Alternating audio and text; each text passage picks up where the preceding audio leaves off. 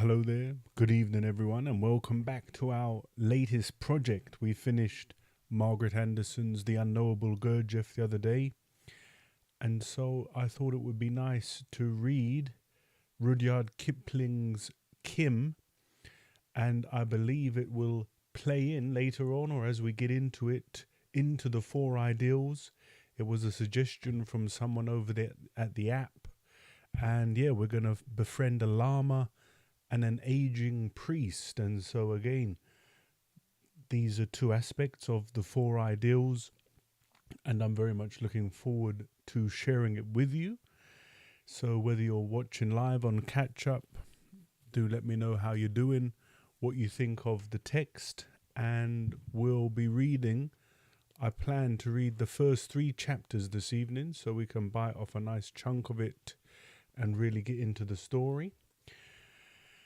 And before I say anything else, let me tell you a little bit about this classic. Some say Kipling's best work. So Kim is Rudyard Kipling's finest work. Now, controversial as many things are these days, this novel is a memorably vivid evocation of the life and landscape of India in the late 19th century.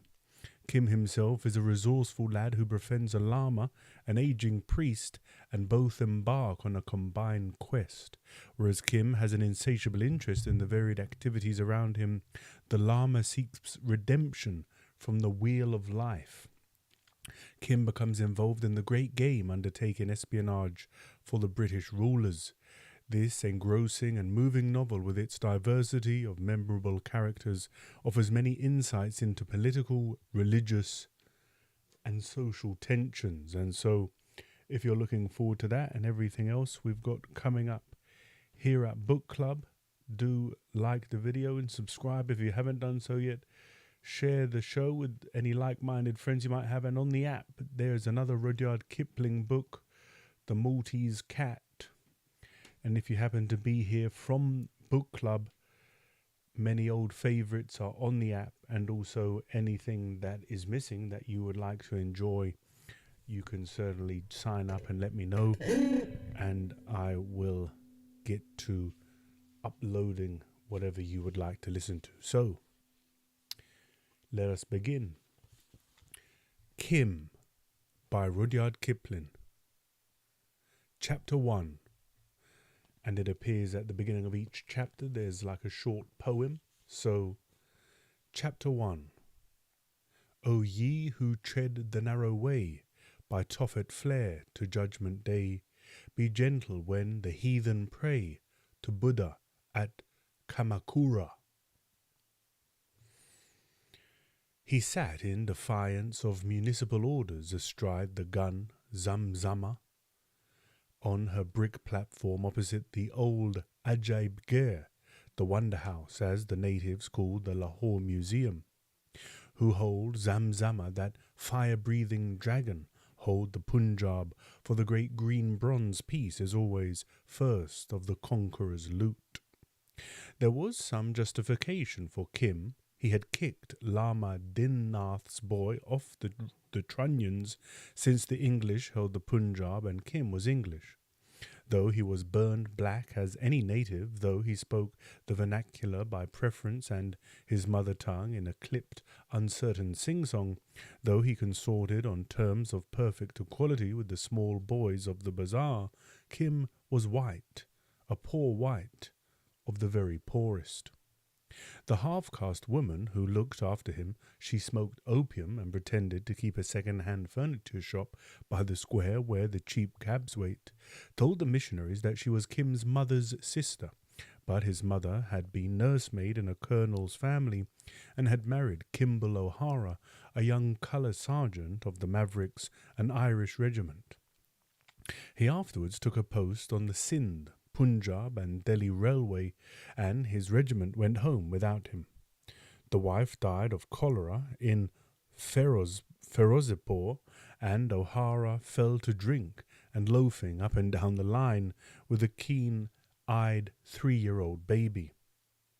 Societies and chaplains, anxious for the child, tried to catch him, but O'Hara drifted away till he came across the woman who took opium and learned the taste from her, and died as poor whites die in India. His estate at death consisted of 3 papers. One he called his ne veritueux, because those words were written below his signature thereon, and another his clearance certificate. The third was Kim's birth certificate. Those things he used to say in his glorious opium hours would yet make little Kimble a man. On no account was Kim to part with them, for they belonged to a great piece of magic, such magic as men practised over yonder behind the museum, in the big blue and white Jadougher, the magic house, as we name the Masonic Lodge. It would, he said, all come right some day, and Kim's horn would be exalted between pillars, monstrous pillars of beauty and strength. The colonel himself, riding on a horse at the head of the finest regiment in the world, would attend to Kim, little Kim that should have been better off than his father.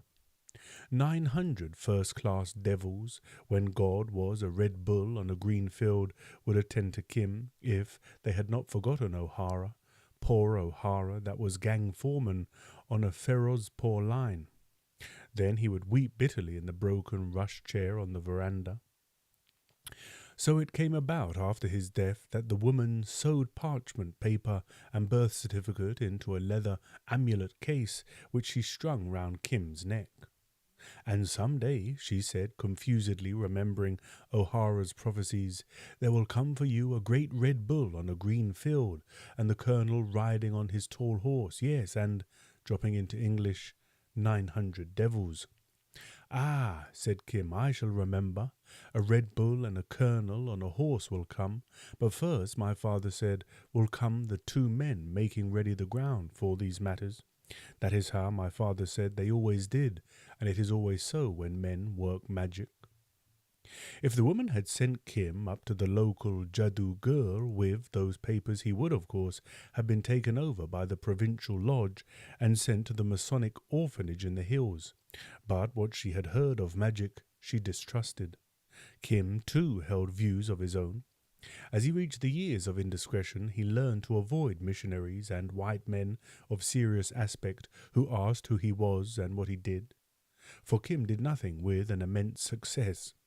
True, he knew the wonderful city of Lahore from the Delhi gate to the outer fort ditch, was hand in glove with men who led lives stranger than anything Harun al-Rashid dreamed of, and he lived a life wild as that of the Arabian Nights. But missionaries and secretaries of charitable societies could not see the beauty of it. His nickname through the wards was Little Friend of all the world, and very often, being lithe and inconspicuous, he executed commissions by night on the crowded housetops for sleek and shiny young men of fashion. It was intrigue, of course, he knew that much, as he had known all evil since he could speak. But what he loved was the game for its own sake, the stealthy prowl through the dark gullies and lanes, the crawl up a water pipe, the sights and sounds of the woman's world on the flat roofs, and the headlong flight from housetop to housetop under cover of the hot dark. Then there were holy men, ash-smeared fakirs by the brick shrines under the trees at the riverside, with whom he was quite familiar, greeting them as they returned from begging tours, and when no one was by, eating from the same dish. The woman who looked after him insisted with tears that he should wear European clothes, trousers, a shirt and a battered hat. Kim found it easier to slip in the Hindu or Mohammedan garb when engaged on certain business.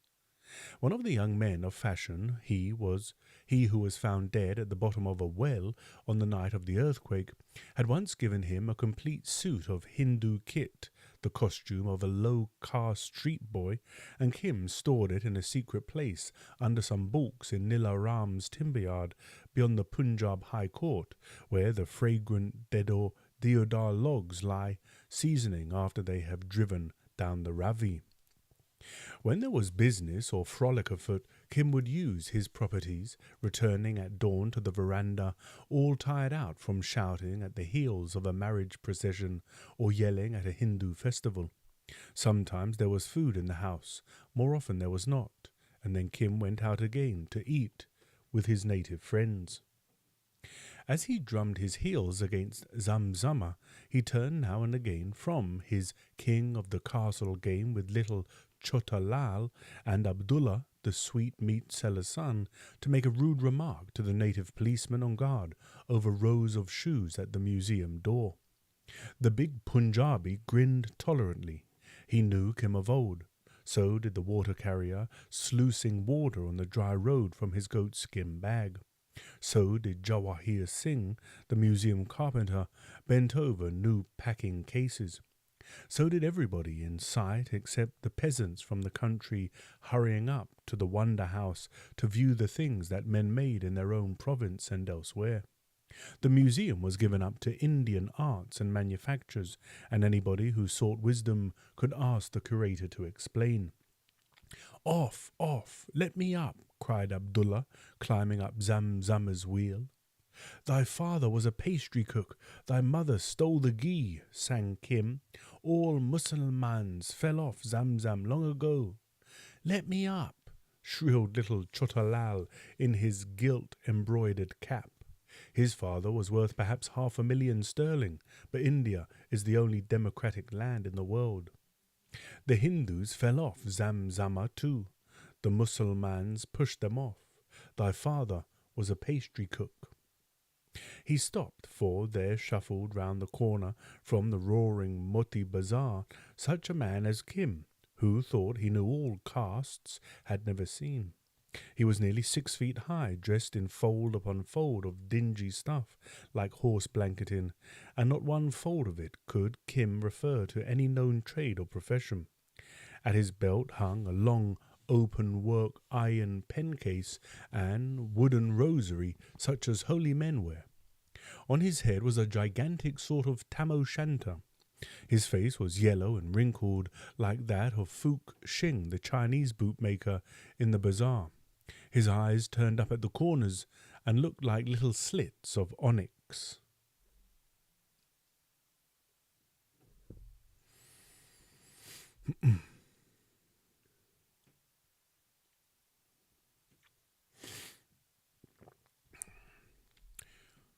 "Who is that?" said Kim to his companions. "Perhaps it is a man," said Abdullah, finger in mouth, staring. "Without a doubt," returned Kim, "but he is no man of India, that I have ever seen." "A priest, perhaps," said Chotalal, spying the rosary. "See, he goes into the Wonder House." "Nay, nay," said the policeman, shaking his head. "I do not understand your talk." The constable spoke Punjabi. "O friend of all the world, what does he say?" "Send him hither." "Send him hither," said Kim, dropping from Zamzama, flourishing his bare heels. "He is a foreigner, and thou art a buffalo." The man turned helplessly and drifted towards the boys. He was old, and his woolen gabardine still reeked of the stinking artemisia of the mountain passes. "O children, what is that big house?" he said in very fair Urdu. "The Ajaib Gher, the Wonder House." King gave him no title, such as Lama or Mian. He could not divine the man's creed. "Ah, the Wonder House. Can any enter?" "It is written above the door, all can enter." "Without payment?" "I go in and out. I am no banker," laughed Kim. "Alas, I am an old man. I did not know." Then, fingering his rosary, he half turned to the museum. "What is your caste? Where is your house? Have you come far?" Kim asked. "I am by Kulu, from beyond the Kailas. But what know you?" "From the hills where," he sighed, "the air and water are fresh and cool." "Aha! Kitai, a Chinaman," said Abdullah proudly. Fook Shing had once chased him out of his shop for spitting at the joss above the boots.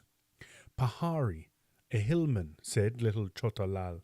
"Ah, child, a hillman from the hills thou'lt never see. Didst hear of Botiyal, Tibet?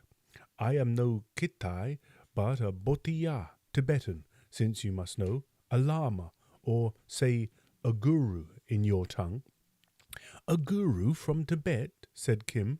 I have not seen such a man. They be Hindus in Tibet then. We be followers of the middle way, living in peace in our lamasseries, and I go to see the 4 holy places before I die. Now do you, who are children, know as much as I do, who am old? He smiled benightedly at the boys. Hast thou eaten? He fumbled in his bosom and drew forth a worn wooden begging bowl. The boys nodded. All priests of their acquaintance begged. I do not wish to eat yet. He turned his head like an old tortoise in the sunlight. It is true that there are many images in the wonder house of Lahore. He repeated the last words as one making sure of an address. That is true, said Abdullah. It is full of heathen bias or boots. That is true, said Abdullah. It is full of heathen boots. Thou also art an idolater. Never mind him, said Kim. That is the government's house, and there is no idolatry in it, but only a sahib with a white beard. Come with me, and I will show. Strange priests eat boys, whispered Chotalal. And he is a stranger and a but-parast idolater, said Abdullah, the Mohammedan. Kim laughed. He is new. Run to your mother's laps and be safe. Come. Kim clicked round the self-registering turnstile. The old man followed and halted amazed. In the entrance hall stood the larger figures of the Greco-Buddhist sculptures done, savants know how long since, by forgotten workmen whose hands were feeling, and not unskilfully, for the mysteriously transmitted Grecan touch. There were hundreds of pieces, phrases of figures in relief, fragments of statues and slabs crowded with figures that had encrusted the brick walls of the Buddhist stupas and viharas of the North Country, and now dug up and labelled, made the priest of the museum. In open-mouthed wonder the lama turned to this and that, and finally checked in rapt attention before a large altar relief representing a coronation or apotheosis of the Lord Buddha. The master was represented seated on a lotus, the petals of which were so deeply undercut as to show almost detached. Round him was an adoring hierarchy of kings, elders, and old-time Buddhas. Below were lotus-covered waters with fishes and water birds. 2 butterfly-winged dewas held a wreath over his head. Above them another pair supported an umbrella surmounted by the jewelled headdress of a bodhisattva. The Lord, it is Sakyamuni himself, the Lama half sobbed, and under his breath he began the wonderful Buddhist invocation. To him the way, the law, apart, whom Maya held beneath her heart, Ananda's Lord, the Bodhisattva. And he is here, the most excellent law is here also. My pilgrimage is well begun, and what work, what work! Yonder is the Sahib, said Kim, and dodged sideways among the cases of the arts and manufactures wing.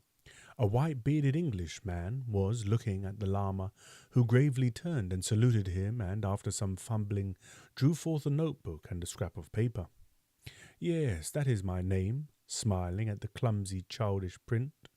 One of us who had made a pilgrimage to the holy places, he is now abbot of the Lung Chao monastery, gave it me. Stammered the Lama. He spoke of these. His lean hand moved tremulously round. Welcome then, O Lama from Tibet. Here be the images, and I am here. He glanced at the Lama's face. To gather knowledge. Come to my office a while. The old man was trembling with excitement. Oh, hello there, Jean Harris. Nice to see you. I'm very well, thank you. And very much looking forward to Kim. And already there is some very religious and esoteric references, right? The Buddha, the Bodhisattvas, rosaries, and all these other things. So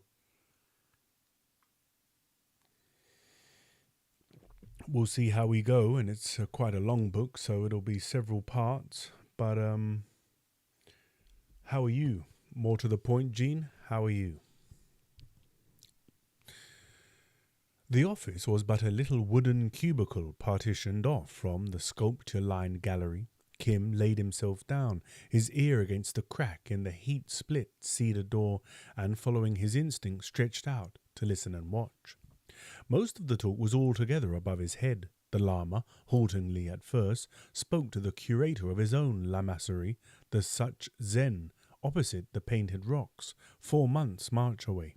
The curator brought out a huge book of photos and showed him that very place, perched on its crag, overlooking the gigantic valley of many-hued strata. Aye, aye, the lama mounted, a pair of horn-rimmed spectacles of Chinese work. Here is the little door through which we bring wood before winter. And thou, the English know of these things. He who is now abbot of Lung Cho told me, but I did not believe. The Lord, the Excellent One, he has honour here too, and his life is known. It is all carven upon the stones. Come and see, if thou art rested. Out shuffled the lama to the main hall, and the curator beside him went through the collection with the reverence of a devotee and the appreciative instinct of a craftsman. Incident by incident in the beautiful story he identified on the blurred stone, puzzled here and there by the unfamiliar Greek convention, but delighted as a child at each new trove. Where the sequence failed, as in the Annunciation, the curator slipped it from his mound of books. French and German with photographs and reproductions. Here was the devout Asita, the pendant of Simeon in the Christian story, holding the Holy Child on his knee while mother and father listened. And here there were incidents in the legend of the cousin Devadatta. Here was the wicked woman who accused the master of impurity, all confounded. Here was the teaching in the deer park, the miracle that stunned the 5 worshippers. Here was the bodhisattva in royal state as a prince, the miraculous birth, the death at Kusinagara, where the weak disciple fainted, while there were almost countless repetitions of the meditation under the Bodhi tree, and the adoration of the alms bowl was everywhere. In a few minutes the curator saw that his guest was no mere bead-telling mendicant, but a scholar of parts, and they went at it all over again, the lama taking snuff, wiping his spectacles, and talking at railway speed in a bewildering mixture of Urdu and Tibetan. He had heard of the travels of the Chinese pilgrims, Fu Huyen and Huan Sang, and was anxious to know if there was any translation of their record. He drew in his breath as he turned helplessly over the pages of Biel and Stanislas Julien. "'Tis all here, a treasure locked." Then he composed himself reverently to listen to fragments hastily rendered into Urdu. For the first time he heard of the labours of European scholars, who, by the help of these and 100 other documents, have identified the holy places of Buddhism. Then he was shown a mighty map, spotted and traced with yellow. The brown finger followed the curator's pencil from point to point. Here was Kapilavastu, here the Middle Kingdom, here Mahabodhi, the Mecca of Buddhism, and here was Kusinagara, sad place of the Holy One's death. The old man bowed his head over the sheets in silence for a while, and the curator lit another pipe. Kim had fallen asleep. When he waked, the talk, still in spate, was more within his comprehension. And thus it was, O fountain of wisdom, that I decided to go to the holy places, and his foot had trod, which his foot had trod, to the birthplace, even to Kapila, then to Mahabodhi, which is Buddha Gaya, to the monastery, to the deer park, and to the place of his death. The lama lowered his voice. And I come here alone. For 5, 7, 18, 40 years it was in my mind that the old law was not well followed, being overlaid, as thou knowest, with devildom, charms, and idolatry. Even as the child outside said but now, aye, even as the child said, with Bhut Parasti. So it comes with all faiths. Thinkest thou? The books of my lamasery I read, and they were dried pith, and the later ritual with which we of the reformed law have cumbered ourselves, that too had no worth to these old eyes. Even the followers of the excellent one are at feud on feud with one another. It is all illusion, Maya, illusion. But I have another desire. The seamed yellow face drew within 3 inches of the curator, and the long forefinger nail tapped on the table. Your scholars, by these books, have followed the blessed feet in all their wanderings, but there are things which they have not sought out. I know nothing, nothing do I know, but I go to free myself from the wheel of things by a broad and open road. He smiled with most sinful triumph. As a pilgrim to the holy places I acquire merit, but there is more. Listen to a true thing. When our gracious Lord, being as yet a youth, sought a mate, men said in his father's court that he was too tender for marriage. Thou knowest? The curator nodded, wondering what would come next. So they made the triple trial of strength against all comers, and at the test of the bow our Lord, first breaking that which they gave him, called for such a bow as none might bend. Thou knowest? It is written, I have read. And overshooting all other marks, the arrow passed far and far beyond sight. At last it fell, and where it touched earth, there broke out a stream, which presently became a river, whose nature by our Lord's beneficence, and that merit he acquired ere he freed himself, is that whoso bathes in it washes away all taint and speckle of sin. So it is written, said the curator sadly. The lama drew a long breath. Where is that river, fountain of wisdom, where fell the arrow? Alas, my brother, I do not know, said the curator. Nay, if it please thee to forget the one thing only that thou hast not told me, surely thou must know. See, I am an old man. I ask with my head between thy feet, O fountain of wisdom. We know he drew the bow. We know the arrow fell. We know the stream gust. Where then is the river? My dream told me to find it, so I came. I am here. But where is the river?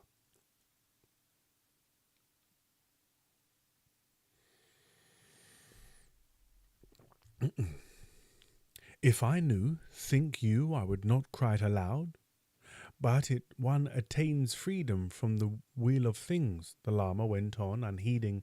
The river of the arrow, think again, some little stream maybe, dried in the heats, but the Holy One would never so cheat an old man. I do not know, I do not know. The lama brought his 1,000-wrinkled face once more a hand's breadth from the Englishman's. I see thou dost not know, not being of the law. The matter is hid from thee.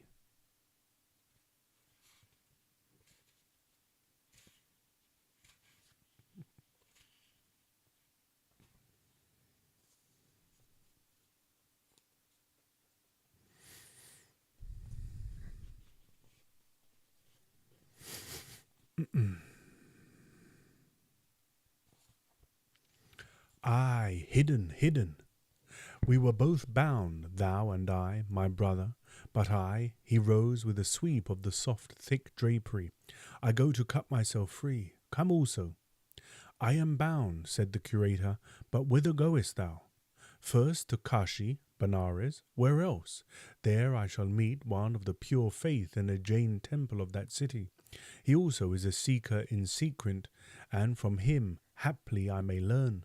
Maybe he will go with me to Bodh Gaya, thence north and west to Kapilavastu, and there will I seek for the river. Nay, I will seek everywhere as I go, for the place is not known where the arrow fell. And how wilt thou go? Is it a far cry to Delhi and farther to Benares? By roads and the trains from Pathankot, having left the hills, I come hither in a reed train, or a tea-rain. By the road and the trains from Pathankot, having left the hills, I came hither in a tea-rain. It goes swiftly. At first I was amazed to see those tall poles by the side of the road snatching up their threads. He illustrated the stoop and whirl of the telegraph pole flashing past the train. But later I was cramped and desired to walk, as I mused. "And thou art sure of thy road?" said the curator. "Oh, for that one but asks a question and pays money, and the appointed persons dispatch all to the appointed place. That much I knew in my lamassery from sure report," said the lama proudly. "And when dost thou go?" The curator smiled at the mixture of old world piety and modern progress that is the note of India today. "As soon as may be. I follow the places of his life till I come to the river of the Arrow. There is, moreover, a written paper of the hours of the trains that go south." "And for food?" "Lamas, as a rule, have good store of money somewhere about them, but the curator wished to make sure. For the journey I take up the master's begging bowl. Yes, even as he went, so go I, forsaking the ease of my monastery. There was with me when I left the hills a chela, a disciple, who begged for me, as the rule demands, by halting in Kulu a while. A fever took him and he died. I now have no chela, but I will take the alms bowl and truths, and thus enable the charitable to acquire merit." He nodded his head valiantly. Learned doctors of a lamassery do not beg, but the lama was an enthusiast in his quest. "Be it so," said the curator, smiling. "Suffer me now to acquire merit. We be craftsmen together, thou and I. Here is a new book of white English paper. Here be sharpened pencils 2 and 3, thick and thin, all good for a scribe. Now lend me thy spectacles." The curator looked through them. They were heavily scratched, but the power was almost exactly that of his own pair, which he slid into thy lama's hand, saying, "Try these." "A feather, a very feather upon thy face." The old man turned his head delightedly and wrinkled up his nose. "How scarcely do I feel them! How clearly do I see! They be bilar, crystal, and will never scratch. May they help thee to thy river, for they are thine."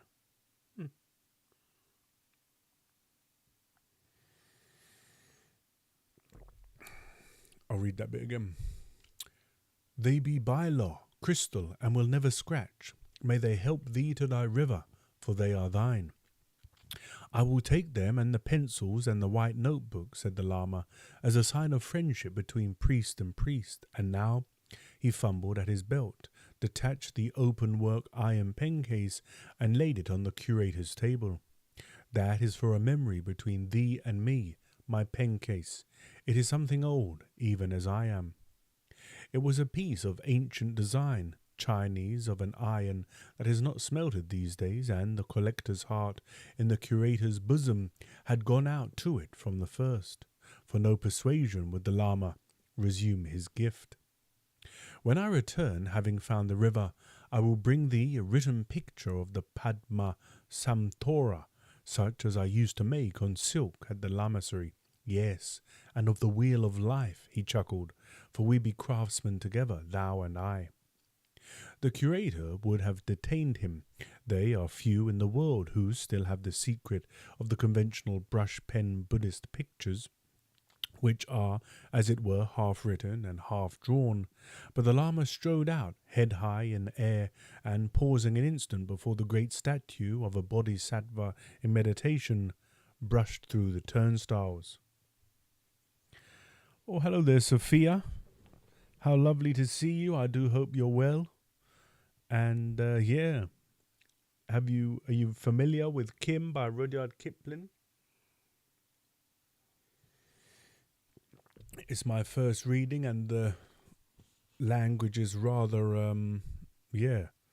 antiquated, but I think it was first published, where does it say?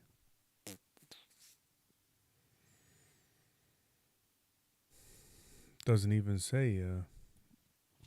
Here we go. 1885, I think. No, it's interesting. I think I'm just going to read the first chapter, actually, because it's quite hard going, and 3 chapters will be long, so maybe 1 chapter at a time and some Gurdjieff in between. Kim followed like a shadow. What he had overheard excited him wildly. This man was entirely new to all his experience, and he meant to investigate further, precisely as he would have investigated a new building or a strange festival in Lahore city. The Lama was his trove, and he purposed to take possession. Kim's mother had been Irish too. The old man halted by Zamzama and looked round till his eye fell on Kim. The inspiration of his pilgrimage had left him for a while, and he felt old, forlorn, and very empty. "Do not sit under that gun," said the policeman loftily. "Huh? Owl?" was Kim's retort on the Lama's behalf. "Sit under that gun, if it please thee. When didst thou steal the milkwoman's slippers? Danu?" That was an utterly unfounded charge sprung on the spur of the moment, but it silenced Danu, who knew that Kim's clear yell could call up legions of bad bazaar boys, if need arose. "And whom didst thou worship within?" said Kim affably, squatting in the shade beside the Lama. "I worship none, child. I bowed before the excellent law." Kim accepted this new god without emotion. He knew already a few score. "And what dost thou do?" "I beg. I remember now it is long since I have eaten or drunk. What is the custom of charity in this town? In silence, as we do of Tibet, or speaking aloud?" "Those who beg in silence starve in silence," said Kim, quoting a native proverb. The Lama tried to rise, but sank back again, sighing for his disciple, dead in faraway Kulu. Kim watched, head to one side, considering and interested. "Give me the bowl. I know the people of this city, all who are charitable. Give, and I will bring it back filled." Simply as a child, the old man handed him the bowl. "Rest thou, I know the people." He trotted off to the open shop of Kundri, a low-caste vegetable seller, which lay opposite the belt tramway line down the Moti Bazaar. She knew Kim of old. "Oho, hast thou turned yogi with thy begging bowl?" she cried. "Nay," said Kim proudly. "There is a new priest in the city, a man such as I have never seen." "Old priest, young tiger," said the woman angrily. "I am tired of new priests. They settle on our wares like flies. Is the father of my son a well of charity to give to all who ask?" "No," said Kim. "Thy man is rather yagi, bad-tempered, than yogi, a holy man. But this priest is new. The sahib in the wonder house has talked to him like a brother. Oh, my mother, fill me this bowl. He waits." "That bowl indeed, that cow-bellied basket. Thou hast as much grace as the holy bull of Shiv. He has taken the best of a basket of onions already this morning, and forsooth I must fill thy bowl. He comes here again." The huge mouse-coloured Brahmini bull of the ward was shouldering his way through the many-coloured crowd, a stolen plantain hanging out of his mouth. He headed straight for the shop, well knowing his privileges as a sacred beast, lowered his head, and puffed heavily along the line of baskets ere making his choice.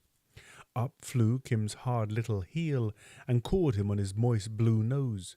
He snorted indignantly and walked away across the tram rails, his hump quivering with rage. "See, I have saved more than the bowl will cost thrice over. Now, mother, a little rice and some dried fish atop, yes, and some vegetable curry." A growl came out of the back of the shop where a man lay. "He drove away the bull," said the woman in an undertone. "It is good to give to the poor." She took the bowl and returned it full of hot rice.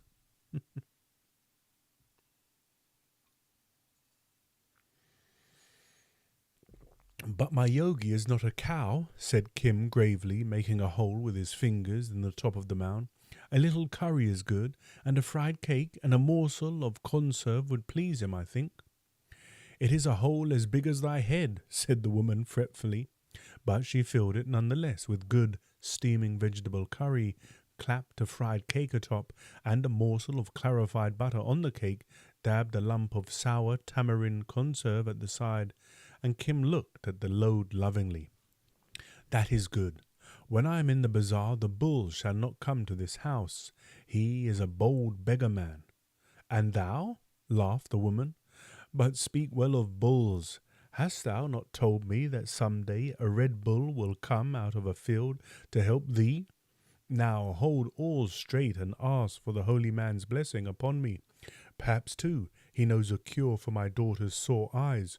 Ask him that also, O thou little friend of all the world." But Kim had danced off ere the end of the sentence, dodging pariah dogs and hungry acquaintances. "Thus do we beg who know the way of it," said he proudly to the lama, who opened his eyes on the contents of the bowl. "Eat now, and I will eat with thee. Oh, Bisti," he called to the water carrier, sluicing the crotons by the museum, "give water here. We men are thirsty." "We men?" said the Bisti, laughing. "Is one skilful enough for such a pair? Drink them in the name of the compassionate." He loosed a thin stream into Kim's hands, who drank native fashion, but the lama must needs pull out a cup from his inexhaustible upper draperies and drink ceremonially. "Pardesai, a foreigner," Kim explained as the old man delivered in an unknown tongue what was evidently a blessing. They ate together in great content, clearing the begging bowl. Then the lama took snuff from the portentous wooden snuff gourd, fingered his rosary a while, and so dropped into the easy sleep of age as the shadow of Zamzama grew long. Kim loafed over to the nearest tobacco seller, a rather lively young Mohammedan woman, and begged a rank cigar of the brand that they sell to students of the Punjab University who copy English customs. Then he smoked and thought, knees to chin under the belly of the gun, and the outcome of his thoughts was a sudden and stealthy departure in the direction of Nilla Ram's timber yard. The lama did not wake till the evening life of the city had begun with lamplight. The lama did not wake till the evening life of the city had begun with lamplighting and the return of white-robed clerks and subordinates from the government offices. He stared dizzily in all directions, but none looked at him save a Hindu urchin in a dirty turban and Isabella-coloured clothes. Suddenly he bowed his head on his knees and waited. "What is this?" said the boy standing before him. "Hast thou been robbed?" "It is my new chela, disciple, that has gone away from me, and I know not where he is."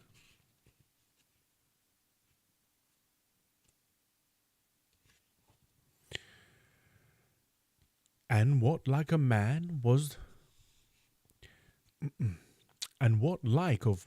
thy disciple?" "It was a boy who came to me in place of him who died on account of the merit which I had gained when I bowed before the law within there."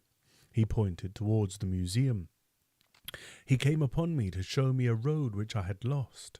He led me into the wonder house, and by his talk emboldened me to speak to the keeper of the images, so that I was cheered and made strong. And when I was faint with hunger, he begged for me, as would a chela for his teacher. Suddenly was he sent, suddenly was he gone away. It was in my mind to have taught him the law upon the road to Benares." Kim stood amazed at this, because he had overheard the talk in the museum and knew that the old man was speaking the truth, which is a thing a native on the road seldom presents to a stranger. "But I see now that he was but sent for a purpose. By this I know that I shall find a certain river for which I seek." "The river of the arrow?" said Kim with a superior smile. "Is this yet another sending?" cried the lama. "To none have I spoken of my search, save to the priest of the images. Who art thou?" "Thy chela," said Kim simply, sitting on his heels. "I have never seen anyone like thee in all this my life. I go with thee to Benares, and too I think that so old a man as thou, speaking the truth to chance met people at dusk, is in great need of a disciple. But the river of the arrow, oh, that I heard when thou wast speaking to the Englishman I lay against the door. The Lama sighed. Ah, I thought thou hadst been a guide, permitted. Such things fall sometimes, but I am not worthy. Thou dost not, then, know the river? Not I, Kim laughed uneasily. I go to look for a bull, a red bull on a green field who shall help me.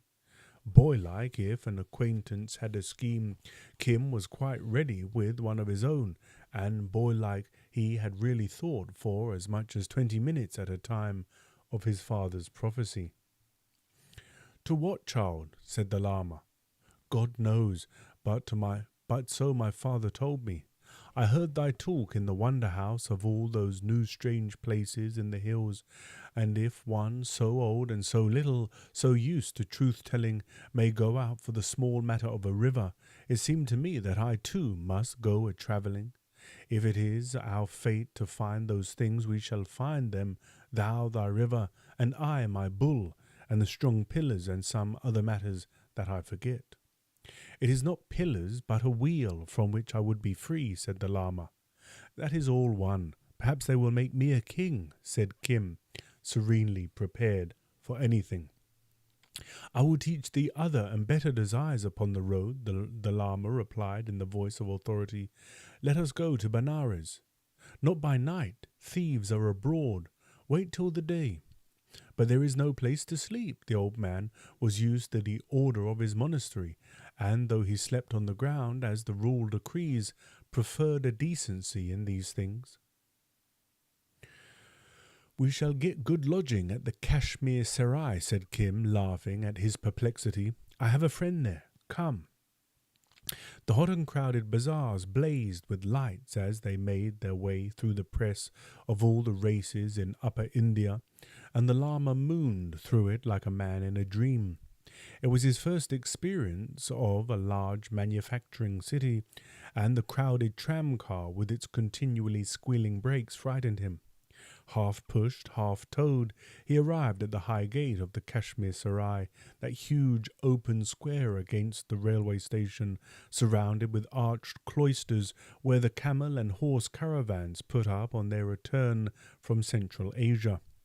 Here were all manner of northern folk, tending tethered ponies and kneeling camels, loading and unloading bales and bundles, drawing water from the evening meal at the creaking well windlasses, piling grass before the shrieking, wild-eyed stallions, cuffing the surly caravan dogs, paying off camel drivers, taking on new grooms, swearing, shouting, arguing, and chaffering in the packed square. The cloisters, reached by 3 or 4 masonry steps, made a haven of refuge around this turbulent sea.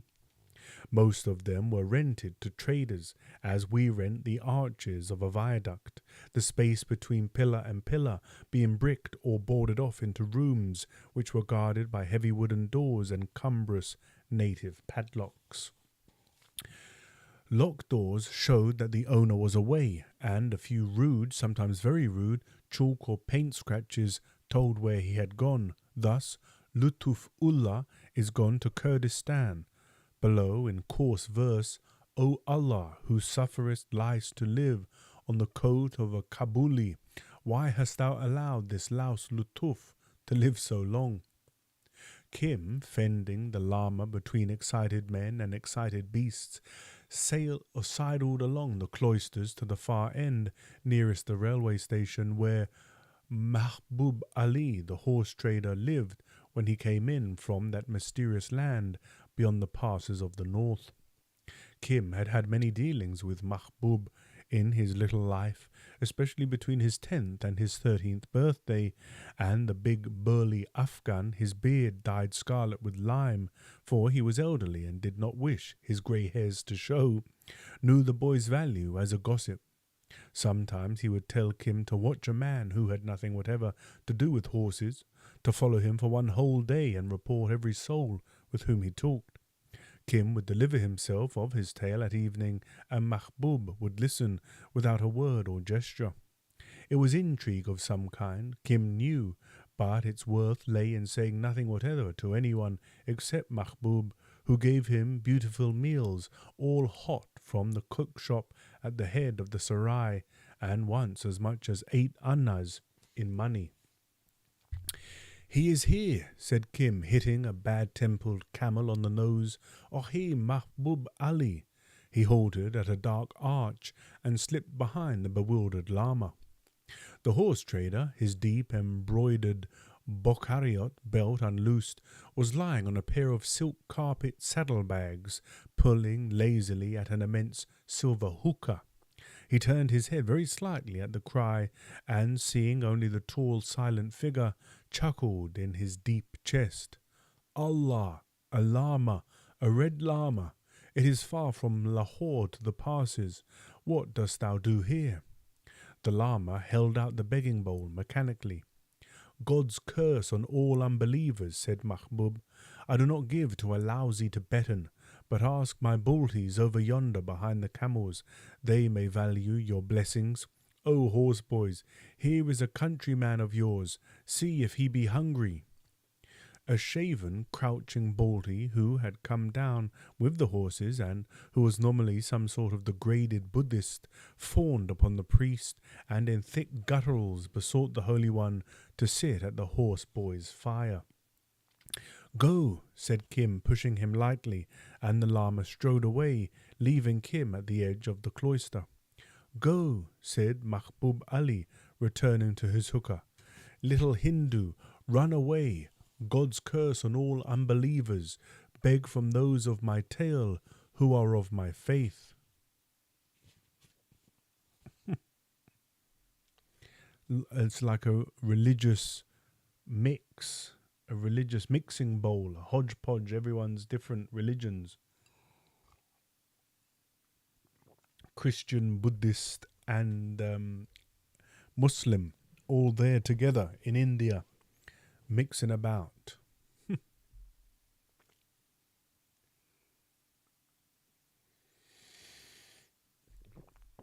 "Maharaj," whined Kim, using the Hindu form of address and thoroughly enjoying the situation. "My father is dead, my mother is dead, my stomach is empty. Beg from men among the horses, I say. There must be some Hindus in my tale." "Oh, Mahbub Ali, but am I a Hindu?" said Kim in English. The trader gave no sign of astonishment, but looked under shaggy eyebrows. "Little friend of all the world," said he, "what is this?" "Nothing. I'm now that holy man's disciple, and we go a pilgrimage together to Benares, he says. He is quite mad, and I am tired of Lahore city. I wish new air and water." "But for whom dost thou work? Why come to me?" The voice was harsh with suspicion. "To whom else should I come? I have no money. It is not good to go about without money. Thou wilt sell many horses to the officers. They are very fine horses, these news ones.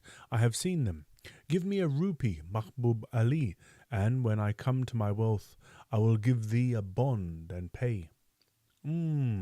Said Mahbub Ali, thinking swiftly. "Thou hast never before lied to me. Call that lama. Stand back in the dark." "Oh, our tales will agree," said Kim, laughing. "We go to Benares," said the lama, as soon as he understood the drift of Mahbub Ali's question. "The boy and I go to seek for a certain river." "Maybe, but the boy?" "He is my disciple. He was sent, I think, to guide me to that river. Sitting under a gun when I came suddenly. Such things have befallen the fortune to whom guidance was allowed. But I remember now, he said he was of this world, a Hindu." "And his name?" "That I did not ask. Is he not my disciple? His country, his race, his village? Mussulman, Sikh, Hindu, Jain, low caste or high?" "Why should I ask? There is neither high nor low in the middle way. If he is my chela, can anyone take him from me? For you, look, without him I shall not find my river." He wagged his head solemnly. "None shall take him from thee. Go, sit among my bolties," said Mahbub Ali, and the Lama drifted off, soothed by the promise. "Is he not quite mad?" said Kim, coming forward to the light again. "Why should I lie to thee, Haji?" Mahbub puffed his hookah in silence. Then he began, almost whispering, "Umballa is on the road to Benares, if indeed ye two go there. I tell thee, he does not know how to lie, as we two know. And if thou wilt carry a message for me as far as Umballa, I will give thee money. It concerns a horse, a white stallion which I have sold to an officer upon the last time I returned from the passes. But then stand nearer and hold up hands as begging. The pedigree of the white stallion was not fully established, and that officer, who is now at Umballa, bade me make it clear." Mahbub here described the horse and the appearance of the officer. "So the message to that officer will be, the pedigree of the white stallion is fully established. By this will he know that thou comest from me. He will then say, What proof hast thou? And thou will answer, Mahbub Ali has given me the proof. And all for the sake of a white stallion," said Kim with a giggle, his eyes aflame. "That pedigree I will give thee now, in my own fashion, and some hard words as well." A shadow passed behind Kim and a feeding camel. Mahbub Ali raised his voice. "Allah! Art thou the only beggar in the city? Thy mother is dead, thy father is dead. So it is with all of them. Well, well?" He turned as, feeling on the floor beside him, and tossed a flap of soft, greasy Mussulman bread to the boy.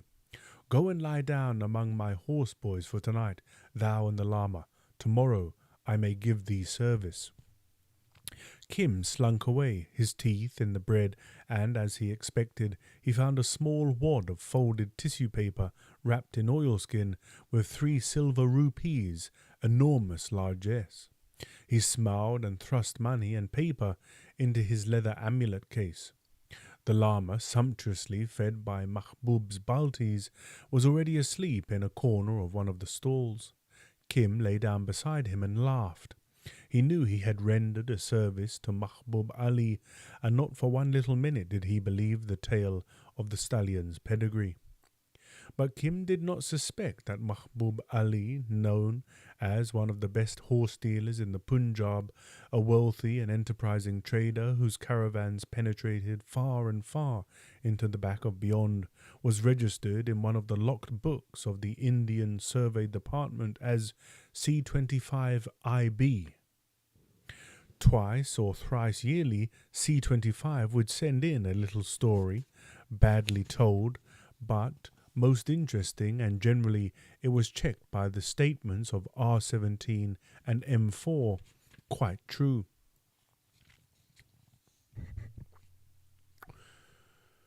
It concerned all manner of out-of-the-way mountain principalities, explorers of nationalities other than English, and the gun trade was, in brief, a small portion of that vast mass of information received on which the Indian government acts.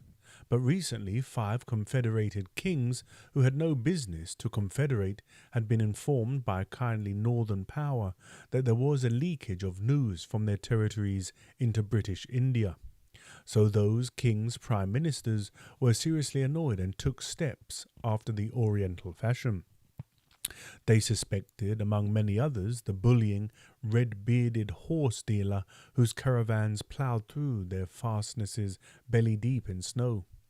At last his caravan that season had been ambushed and shot at twice on the way down, when Mahbub's men accounted for 3 strange ruffians who might or might not have been hired for the job. Therefore Mahbub had avoided halting at the insalubrious city of Peshawar, and had come through without a stop to Lahore, where, knowing his country people, he anticipated curious developments. And there was that on Mahbub Ali which he did not wish to keep an hour longer than was necessary, a wad of closely folded tissue paper wrapped in oilskin, An impersonal, unaddressed statement with 5 microscopic pinholes in one corner that most scandalously betrayed the 5 confederated kings, the sympathetic northern power, a Hindu banker in Peshawar, a firm of gunmakers in Belgium, and an important semi-independent Mohammedan ruler to the south. This was R17's work, which Mahbub had picked up beyond the Dora Pass and was carrying in for R17, who, owing to circumstances over which he had no control, could not leave his post of observation.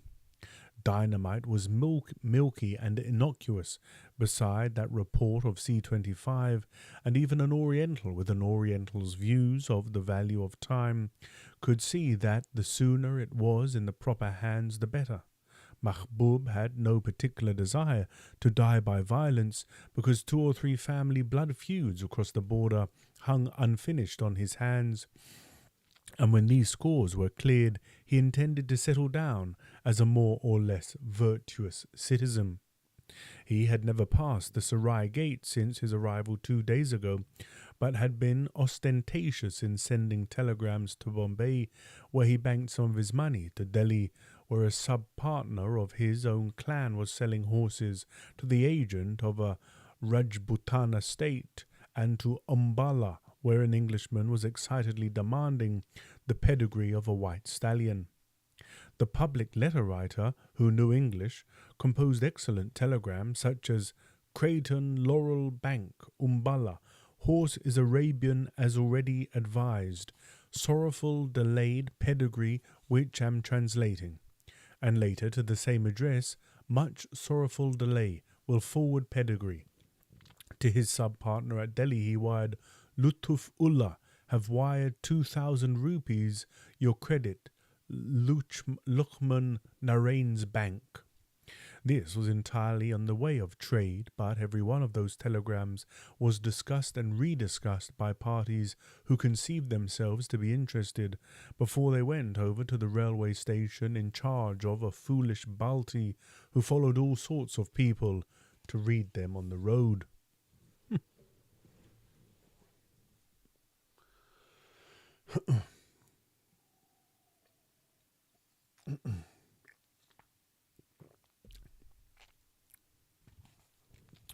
When, in Mahbub's own picturesque language, he had muddied the wells of inquiry with the stick of precaution, Kim had dropped on him, sent from heaven, and being as prompt as he was unscrupulous, Mahbub Ali, used to taking all sorts of gusty chances, pressed him into service on the spot. A wandering lama with a low-caste boy servant might attract a moment's interest as they wandered about India, the land of pilgrims, but no one would suspect them or, what was more to the point, rob. He called for a new light ball in his hookah and considered the case. If the worst came to the worst and the boy came to harm, the paver would incriminate nobody, and he would go to Umballa leisurely and, at a certain risk of exciting fresh suspicion, repeat his tale by word of mouth to the people concerned. But R17's report was the kernel of the whole affair, and it would be distinctly inconvenient if that failed to come to hand. However, God was great, and Mahbub Ali felt he had done all he could for the time being. Kim was the one soul in the world who had never told him a lie. That would have been a fatal blot on Kim's character if Mahbub had not known that to others for his own ends or Mahbub's business, Kim could lie like an Oriental. Then Mahbub Ali rolled across the Sarai to the gate of the harpies who paint their eyes and trapped the stranger, and was at some pains to call on the one girl who, he had reason to believe, was a particular friend of a smooth-faced Kashmiri pundit who had waylaid his simple Balti in the matter of the telegrams. It was an utterly foolish thing to do, because they fell to drinking perfumed brandy against the law of the Prophet, and Mahbub grew wonderfully drunk, and the gates of his mouth were loosened, and he pursued the flower of the light with the feet of intoxication till he fell flat among the cushions, where the flower of delight, aided by a smooth-faced Kashmiri pundit, searched him from head to foot most thoroughly. About the same hour, Kim heard soft feet in Mahbub's deserted stall. The horse trader, curiously enough, had left his door unlocked, and his men were busy celebrating their return to India with a whole sheep of Mahbub's bounty. A sleek young gentleman from Delhi, armed with a bunch of keys which the flower had unshackled from the senseless one's belt, went through every single box, bundle, mat and saddlebag in Mahbub's possession even more systematically than the flower and the pundit were searching the owner. "And I think," said the flower scornfully an hour later, one rounded elbow on the snoring carcass, "that he is no more than a pig of an Afghan horse dealer, with no thought except women and horses. Moreover, he may have sent it away by now, if ever there was such a thing.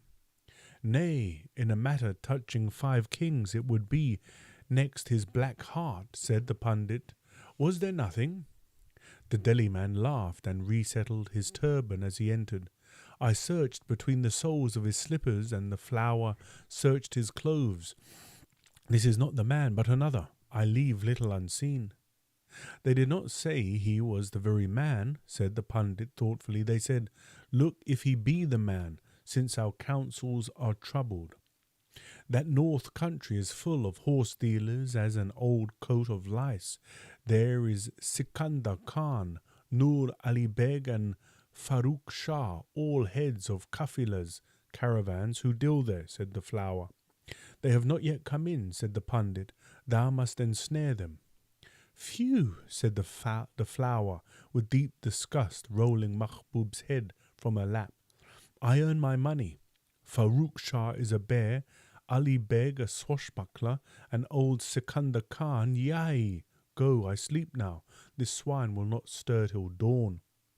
When Mahbub woke, the flower talked to him severely on the sin of drunkenness.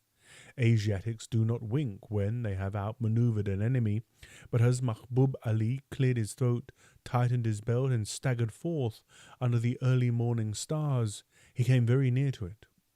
"What a colt's trick," said he to himself, as if every girl in Peshawar did not use it, but was prettily done. "Now God, he knows how many more there are to be upon the road who have orders to test me, perhaps with the knife. So it stands that the boy must go to Umballa and by rail, for the writing is something urgent. I abide here, following the flower and drinking wine as an Afghan coper should." He halted at the stall next but one